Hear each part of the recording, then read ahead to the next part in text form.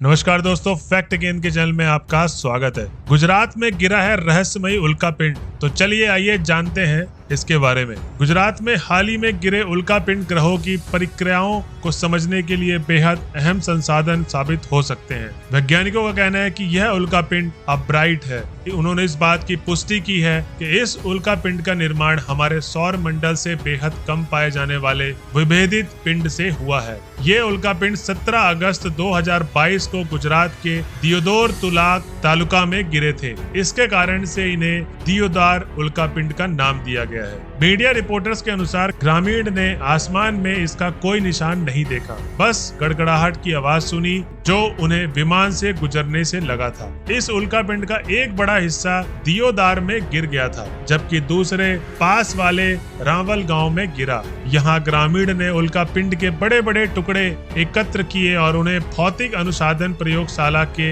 वैज्ञानिकों को सौंप दिया था। इन टुकड़ों का वजन करीब 200 ग्राम था। इन नमूनों के विश्लेषण से पता चला उल्कापिंड अब्राइट का एक दुर्लभ नमूना था। अब्राइट उल्कापिंडों में एक दुर्लभ एकोन्ड्राइट समूह में आता है। अब्राइट में सोडियम, मैग्नीज, क्रोमियम और कैल्शियम के सल्फाइड होते हैं। ये सभी थियोलोफाइल तत्व हैं।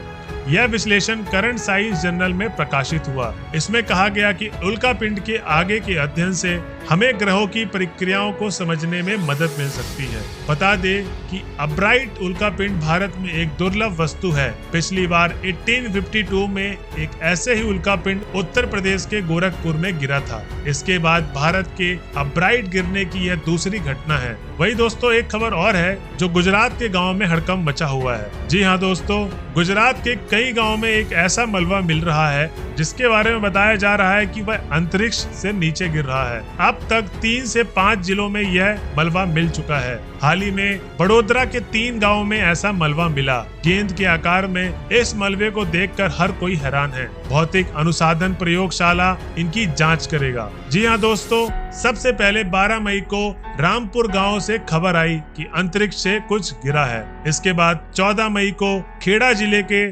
चलकासी गांव से इसी तरह की वस्तु पाई गई। इनमें से कुछ मलबे धातु गेंद की तरह हैं। वडोदरा जिले में सांवली गांव में 14 मई की रात में भी एक ऐसी ही गेंद मिली। तीनों जिलों के पुलिस अधिकारियों का कहना है कि अंतरिक्ष मलबे से किसी के हताहत होने या मौत की खबर नहीं आई है। स्थानीय फॉरेंसिक साइंस लेबोरेटरीज के विशेषज्ञों ने उन बायो हैजार्ड के क्षेत्रों की भी जांच की जो मनुष्यों, जानवरों या पौधों के जीवन को प्रभावित कर सकते हैं। जी हाँ दोस्तों, ग्रामीण बड़ोदरा के एसपी रोहन आनंद ने कहा है कि सांवली में मिले वस्तुओं को आगे के निरीक्षण के लिए गांधीनगर में फॉरेंसिक विज्ञान निदेशालय में भेजा जाएगा। रोहन आनंद ने कहा कि जिले के 3 गांवों में मिले गेंद के प्रकार के उच्च घनत्व वाली धातु मिश्र धातुओं से बनी हुई है, जिनका उपयोग रॉकेट छोड़ने के समय किया जाता है। उन्होंने कहा कि पृथ्वी के वायुमंडल में फिर से प्रवेश करने पर हम घनत्व वाले हिस्से जल जाते हैं।